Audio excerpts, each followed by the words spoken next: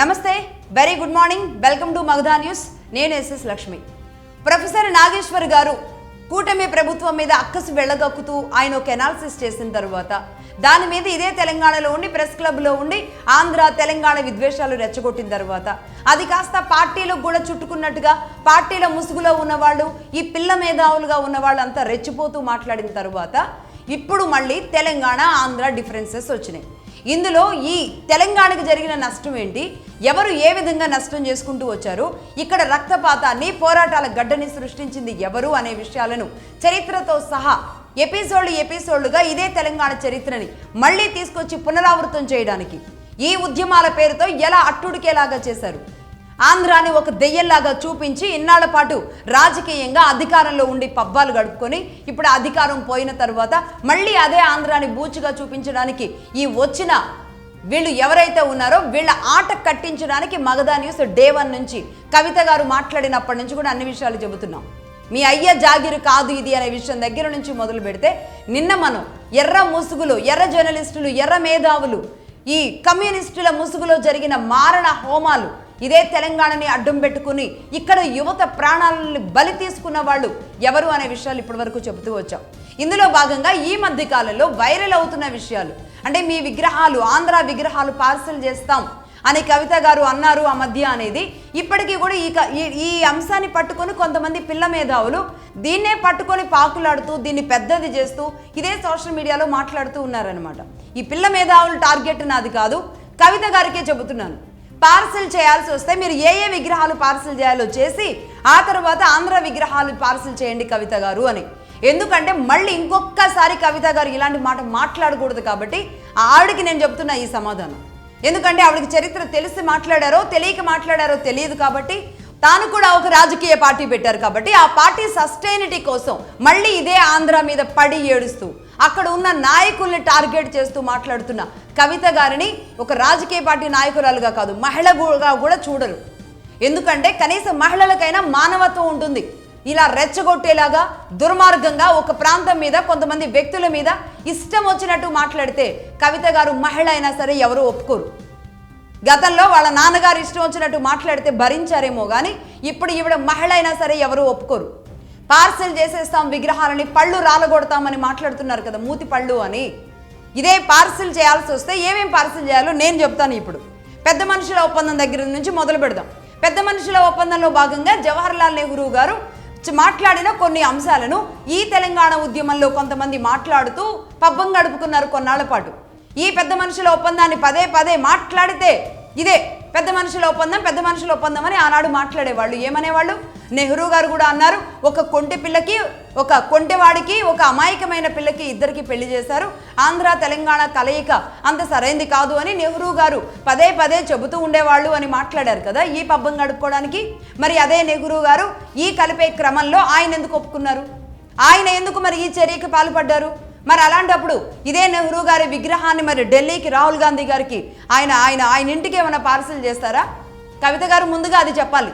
జవహర్లాల్ నెహ్రూ విగ్రహాలు పార్సల్ చేస్తామని చెప్పాలి. ఇక రెండవది 1969లో తొలి దశ తెలంగాణ ఉద్యమంలో దాదాపుగా 500 నుంచి 600 మంది ప్రాణాలు కోల్పోయిన ఆ సమయంలో ఈ ఉద్యమానికి వెన్నుపోటు పొడిసింది ఎవరు ఆ సమయంలో? ఇదే ఇందిరాగాంధీ గారు కాదా? మరి ఈ ఇందిరాగాంధీ గారి విగ్రహాన్ని మరి పార్సల్ చేయడానికి సిద్ధంగా ఉన్నారా కవిత గారు? ఇందిరాగాంధీ విగ్రహాన్ని మళ్ళీ రాహుల్ గాంధీ గారి చేతికో ప్రియాంక గాంధీ గారి చేతికో పార్సల్ చేయడానికి మీరు సిద్ధంగా ఉన్నారా? తొలి దశ ఉద్యమానికి ఎవరు తూట్లు పొడిచారు, ఎవరు వెన్నుపోటు చేశారు, ఎవరి ప్రాణాలు, అమాయకమైన ప్రజల ప్రాణాలు, యువత ప్రాణాలు బలైతే మరి ఇదే తొలి దశ ఉద్యమంలో జరిగిన నష్టాన్ని మరి మీరేం చేశారు? ఇదే ఇందిరాగాంధీ విగ్రహాలు ఎందుకు ఇక్కడ ఉన్నాయి? ఢిల్లీకి వెళ్ళాలిగా, మరి పంపించండి, పార్సల్ చేయండి. రాహుల్ గాంధీ గారి చేతికి నెహ్రూ గారి విగ్రహాలు, ఇందిరాగాంధీ విగ్రహాలు చేరాలి. అలాగే తెలంగాణ ప్రాంతం నుంచి ఇది చాలా ఇంపార్టెంట్ విషయం. తెలంగాణ ప్రాంతం నుంచి సీఎంగా ఎన్నికైన టంగుటూరి అంజయ్ గారు, ఆర్నాల్డ్ అంజయ్ గారు అంటారు. అంజయ్ గారు ఎయిర్పోర్ట్కి వెళ్ళి రాజీవ్ గాంధీ గారికి స్వాగతం పలకడానికి దండ తీసుకొని వెళ్ళి దండేస్తే ఆ దండని తీసుకొని ఇసురుగొట్టి నిన్నెవడు రమ్మన్నారు ఇక్కడికి అని ఒక తెలంగాణ ముఖ్యమంత్రిని అవమానపరిచిన రాజీవ్ గాంధీ విగ్రహాలు కూడా పార్సల్ చేయండి. ఇదే తెలంగాణలోని ఒక ముఖ్యమంత్రిని ఆనాడు చిన్న చూపు చూశారనే కదా తెలుగుదేశం పార్టీ ఆత్మగౌరవ నినాదంతో వచ్చిన కారణం. ఇది కూడా ఒక కారణం కాదా? ఇదే కాంగ్రెస్ నాయకుడిగా ఉన్న అంజయ్య గారికి అవమానం జరగలేదా? ఆనాడు రాజీవ్ గాంధీ గారు పిఎం కాదు కదా, కనీసం పార్టీలో ఏ పొజిషన్లో కూడా లేరు. కేవలం ఆయన ఇందిరాగాంధీ కుమారుడుగా మాత్రమే ఉన్నాడు. మరి ఆనాడు ఆయన ఎందుకు అంత యాటిట్యూడ్ చూపించి ఇక్కడున్న ఒక తెలంగాణ వ్యక్తి మీద ఇంత అవమానం చేస్తే, ఒక తెలుగుదేశం పార్టీ పుడితే అదే తెలుగుదేశం పార్టీలో మీ నాన్నగారు వచ్చి ఇదే ఆత్మగౌరవం కోసం పనిచేశారు కదా. మరి ఇదే రాజీవ్ గాంధీ విగ్రహాలని మరి ఆనాడు మీ నాన్నగారు కేసీఆర్ గారో లేదంటే ఇప్పుడున్న కవిత గారో పార్సల్ చేయాలిగా. ఫస్ట్ ఈ పని కానిచ్చండి. రాజీవ్ గాంధీ విగ్రహాలు తెలంగాణలో ఎక్కడెక్కడున్నాయో మా తెలంగాణ ముఖ్యమంత్రిగా అవమానపరిచిన రాజీవ్ గాంధీ విగ్రహం ఇక్కడ ఉండకూడదు అని మీరు ఫీల్ అయితే, చరిత్రని గుర్తు చేసుకొని చరిత్రకారులకి మీరు నివాళులు అర్పించాలి అనుకుంటే రాజీవ్ గాంధీ విగ్రహాలని ఢిల్లీకి ఇదే రాహుల్ గాంధీ గారి చేతికి మళ్ళీ పార్సల్ చేయండి. ఆయన తండ్రి విగ్రహాలు చూసుకుంటారు రాహుల్ గాంధీ గారు. నెంబర్ 4, కులీ కుతుబ్ షాహీ ఎక్కడి నుంచి వచ్చారు? ఇరాన్ నుంచి వచ్చారు. ఇరాన్ నుంచి వచ్చిన వ్యక్తి మీకు తీపి అవుతాడు. ఎలా అంటే ఇదే తెలంగాణ ప్రాంతాన్ని తన కోరల్లో పెట్టుకొని తెలంగాణ ప్రజల్ని వాడుకొని ఇక్కడ వీళ్ళు రాజ్యాలు కట్టుకొని రాజుల్లాగా చలామణి అయితే, ఇదే ఇరాన్ నుంచి వచ్చిన వాళ్ళు ఆ సంస్కృతిని అంతా మీరు ఓన్ చేసుకుంటారు. ఇరాన్ ఛాయ్ అని, Iran Hyderabad, Iran culture, Iran biryani ఇవన్నీ కూడా ఓన్ చేసుకుంటారు. కులీ కుతుబ్ షాహీ ఆనాడు ఇరాన్ నుంచి వచ్చిన వాడు కూడా మీకు తీపే, కానీ పక్కనున్న ఆంధ్రవాడు తోడబుట్టినవాడు మాత్రం మీకు చేదవుతాడు. తోడబుట్టిన వాడి మీద ఎప్పుడు అక్కసు ఎళ్ళగక్కుతూ ఎప్పుడు ఏడుస్తూనే ఉంటారు. ఇదే కులీ కుతుబ్ షాహీ కట్టిన టూమ్స్ ఏవైతే ఉన్నాయో అవి కులీ కుతుబ్ షాహీ విగ్రహాలు ఎక్కడెక్కడ ఉన్నాయో తెలంగాణలో అన్నింటినీ కూడా పగలగొట్టి పార్సల్ చేయండి. మరి ఇరాన్కి పార్సల్ చేయండి. ఆ మధ్య చనిపోయారు కదా ఇరాన్ మాజీ సుప్రీం అమేతుల్లా ఖమేనీ కుమారుడు ముస్తఫా ఖమేనీ ఉన్నారు ప్రస్తుతానికి అక్కడ సుప్రీంగా. ఆయన పేరు, ఆయన అడ్రస్ రాసి, ఇది మాకు ఆనాటి చరిత్రలో మా తెలంగాణను ఇలా దోచుకున్నారు కాబట్టి మా తెలంగాణకి తగిలిన గాయాలు, దానికి సంబంధించిన తాలూకు ఆనవాళ్లు, గుర్తులు మా దగ్గర ఉండడానికి వీల్లేదు, ఆ భారాన్ని ఈ తెలంగాణ మోయదు, నేను ఇప్పుడు కొత్తగా ఒక పార్టీ పెట్టి ఒక ఆవిర్భావించిన మహాతల్లిని అని చెప్పి కవిత గారు ఈ విగ్రహాలన్నీ ఎక్కడెక్కడ ఉన్నాయో కలెక్ట్ చేసి ఆవిడ సొంత ఖర్చులతో ఇరాన్కి పార్సల్ చేయమని చెప్పండి. నెంబర్ 5, టర్కీ నుంచి వచ్చిన నిజాం. ఈ నిజాం కూడా వీళ్ళకి తీపి అవుతాడు, వీడు గొప్పోడు అవుతాడు. ఇదే నిజాం తెలంగాణ ప్రాంతాలని, ఈ మొత్తం తెలుగు ప్రాంతాలని పాలించలేక తెలంగాణ ప్రాంతాన్ని దగ్గర పెట్టుకొని ఆంధ్ర ప్రాంతాన్ని కొర్రలుగా అమ్మేసుకుంటూ పోయిన వాడు మీకు గొప్పోడు అవుతాడు. అసలు అమ్మడానికి వాడెవడు? టర్కీ వాడు. కొనడానికి బ్రిటిష్ వాడెవడు? ఈ ప్రాంతాలని అమ్మేది ఎవడు, కొనేది ఎవడు? ఈ దేశంతో సంబంధం లేని వాళ్ళు అమ్మడానికి వాళ్ళెవరు? మాట్లాడితే చరిత్ర గురించి దాని గురించి మాట్లాడాలి. లేదు, ఇదే టర్కీ నుంచి వచ్చిన నిజాం ఎలా ఇదే తెలంగాణ ప్రజల్ని దోచుకు తిన్నాడు. ఈ రజాకారుల ముసుగులో ఎన్ని అకృత్యాలు చేశారు. ఈ నిజాంని వారసులుగా ఒక్కొక్క నిజాం వారసత్వం తర్వాత 7వ నిజాం దాకా వచ్చిన తర్వాత బయటికి పంపించడానికి ఎన్ని సాయశక్తులా ఇదే భారతదేశం కష్టపడాల్సి వచ్చింది. ఈ విషయంలో మీకు నిజాం తీపి అవుతాడు, పక్కనున్న ఆంధ్రవాడు తోడబుట్టినవాడు దరిద్రుడు అవుతాడు. ఎంత దుర్మార్గం! ఇంకెన్నాళ్ళు ఏడుస్తారు? ఇదే నిజాంని పంపించండి టర్కీకి. నిజాం విగ్రహాలు ఎక్కడెక్కడున్నాయో, నిజాం కట్టిన బిల్డింగులు, నిజాం కట్టిన ప్రాజెక్టులు ఉన్నాయి కదా, అన్నింటినీ పార్సల్ చేసి తెలంగాణ నుంచి పంపించేసేయండి. పార్సల్ చేసి మొత్తం మూటలు ముళ్ళులు అన్నీ కూడా ఆ కట్టడాలు ఏవైతే ఉన్నాయో వాటన్నింటినీ కూడా టర్కీకి పంపించండి. టర్కీ ప్రెసిడెంట్గా ఇప్పుడు ఎవరున్నారు? ఎర్డోగాన్ ఉన్నారు. టర్కీ ప్రెసిడెంట్ ఎర్డోగాన్కి చెప్పండి, 200 ఏళ్ల పాటు మా తెలుగు ప్రాంతాలని విడగొట్టి మీ నిజాం వచ్చి అమ్మడానికి వాడెవడు? మమ్మల్ని అమ్మడానికి, మా తెలంగాణ ప్రాంతాన్ని దోచుకోవడానికి వాడెవడు అని చెప్పి మాకు ఆ చరిత్ర కూడా ఉండడానికి వీల్లేదు, మీ నిజాం ఉండడానికి వీల్లేదు అని చెప్పి ఎర్డోగాన్కి, టర్కీ ప్రెసిడెంట్ ఎర్డోగాన్కి పార్సల్ చేయండి కవిత గారు. పోనీ ఈ మధ్య కాలంలో ఉన్న కాళోజీ నారాయణ గారు, కాళోజీ గారి గురించి మాట్లాడదామా? మరి ఆయన ఎక్కడ వాళ్ళు? ఇదే కాళోజీ గారి పేరు హెల్త్ యూనివర్సిటీకి పెట్టారు. సరే, మంచిదే, ఎవరు కాదనడం లేదు, ఎక్కడ తప్పనడం లేదు. కాళోజీ గారు తెలంగాణకి చేసిన వ్యక్తే. కానీ కాళోజీ ఎవరు? అందరికీ ప్రజలకి తెలిసిందేంటి? ఆయన తెలంగాణ వ్యక్తి అనుకుంటారు, కానీ ఆయన మహారాష్ట్రకు చెందిన వ్యక్తి. అందుకే ఆ హెల్త్ యూనివర్సిటీకి మరి ఆయన పేరు ఎందుకు పెట్టారు చెప్పండి? ఇప్పుడు ఏ విగ్రహం పెడుతున్నా రచ్చలు చేస్తూ ఉన్నారు కదా. ఇదే ఎస్పీ బాలసుబ్రహ్మణ్యం గారి విగ్రహం పెట్టేటప్పుడు మీ బి టీం అంతా వచ్చి ఆందోళన చేసి హడావుడి చేసి ఇష్టం వచ్చినట్టుగా వ్యవహరించారు కదా. మరి వీళ్ళు చెప్పండి.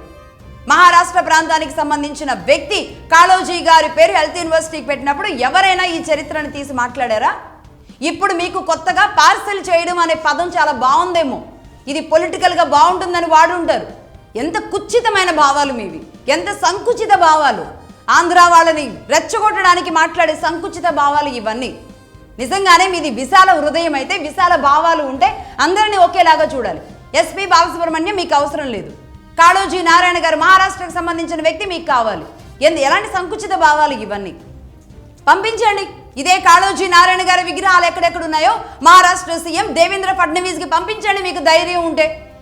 ఆయన మా ప్రాంతం వాడు కాదు, ఈ మధ్యే మగధా న్యూస్లో చెప్పిన తర్వాత నేను తెలుసుకున్నాను ఆయన మహారాష్ట్రకు సంబంధించిన వ్యక్తి అని, అందుకే ఈ విగ్రహాన్ని పంపిస్తున్నాను అని చెప్పండి మరి ధైర్యం ఉంటే. చెప్పరు.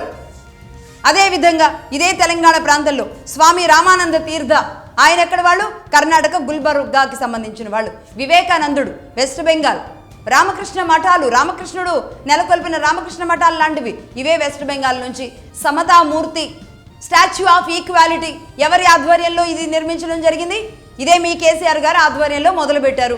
ఇది ఎక్కడి నుంచి? సమతామూర్తి ఎక్కడ పుట్టుక? ఆయన ఎక్కడ పుట్టుక? తమిళనాడు ప్రాంతానికి చెందిన వ్యక్తి. మరి ఆయన విగ్రహాలు కూడా తమిళనాడుకు పంపిస్తారా? ఏం మాట్లాడుతున్నారు? బుర్రలుండి మాట్లాడతారా? బుర్రలు లేక మాట్లాడతారా? కావాలని రెచ్చగొట్టడానికి. తోడబుట్టినోడే కదా, వాడిని ఏమైనా అనొచ్చు. ఆంధ్రావాడు, ఆంధ్రోడు ఇంకా చెప్పి టార్గెట్ చేసి ఇంకా రెచ్చగొట్టేలాగా మాట్లాడొచ్చు. అసలు మీరు ఏ ప్రాంతం నుంచి వచ్చారు? మీరు బీహార్ ప్రాంతం నుంచి వచ్చారని స్వయంగా కేసీఆర్ గారే చెప్పారు. రమ్యారావు గారు కూడా చెప్పారు, మీ బిడ్డే, మీ ఇంటి బిడ్డే. ఆవిడ కూడా చెప్పారు బీహార్ ప్రాంతం నుంచి వెలమలు వచ్చారు అని చెప్పి. మరి ఇదే వెలమలు బీహార్ ప్రాంతం నుంచి వచ్చిన మరి మీ అందరినీ కూడా బీహార్కి పార్సిల్ చేయాలా మాట్లాడాల్సి వస్తే? నిజంగా తెలంగాణ వాళ్ళు మాత్రమే, ఇక్కడ తాతల ముత్తాతల డిఎన్ఏ ఉన్న వాళ్ళు మాత్రమే ఉండాలి అంటే మరి మీరు కూడా ఉండకూడదు. మొత్తం పార్సిల్ అయ్యి వెళ్ళిపోండి. ఎక్కడికి వెళ్తారు? విజయనగరానికి సంబంధించిన వాళ్ళు మీరు వెలమలుగా ఉన్నవా మీరు అని కొంతమంది చెబుతారు. మరి బీహార్ నుంచి వచ్చాము అని మీరు చెబుతారు. ఇంతకీ మీరే ప్రాంతం వాళ్ళో తెలియదు. కానీ ఇదే తెలంగాణ మీద పెత్తనం చేస్తూ, ఇదే తెలంగాణలో ఇదే సెంటిమెంట్ రగిలిస్తూ, ఈ ప్రాంతం మీద, ఈ ప్రాంతీయతత్వం మీద మీ కుటుంబానికి మాత్రమే తెగ వల్లమాలిన ప్రేమ ఉన్నట్టుగా మీరు చూపించే సినిమాలకి ఎండ్ కార్డు పడే రోజు వచ్చింది. తీయండి, చరిత్రలు తీసి మాట్లాడండి. మీరు 50 ఏళ్ల చరిత్ర తీస్తే నేను 100 ఏళ్ల చరిత్ర తీస్తా. మీరు 100 ఏళ్ల చరిత్ర తీస్తే మగధా న్యూస్ 200 ఏళ్ళు, 2000 ఏళ్ల చరిత్ర కూడా తీస్తుంది. మీరు ఆర్కియాలజీ చేస్తే నేను యాంథ్రోపాలజీ తీస్తా. అంటే మీరు పురావస్తు శాఖల్లో తవ్వకాలు మొదలు పెడితే నేను అసలు యాంథ్రోపాలజీ, మానవుడి పుట్టుక, మానవుడి పరిణామక్రమం మొత్తం చెబుతా. నేను చరిత్రలన్నీ తీసుకొచ్చి చెబుతా. మీకు దమ్ము ధైర్యం ఉంటే ఎవరికైనా సరే నేను ఇదే సవాల్ విసురుతున్నా. ఇదే బీఆర్ఎస్ పార్టీయో టీఆర్ఎస్ పార్టీయో ఇన్నాళ్ల పాటు ఇదే సెంటిమెంట్తో, ప్రాంతాల సెంటిమెంట్తో రెచ్చిపోయి ఇన్నాళ్ల పాటు పిచ్చి వాళ్ళని చేశారో ఇక నుంచి మీ నూకలు చెల్లవు.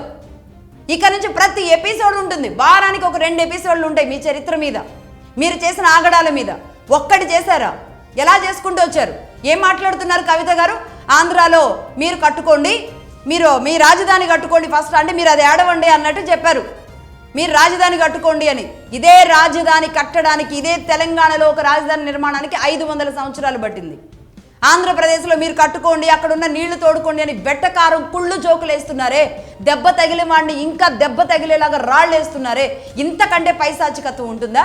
ఇంతకంటే దుర్మార్గం ఉంటుందా? ఒక ప్రాంతం మీద ఇంత ఘోరమైన ద్వేషమా మీకు?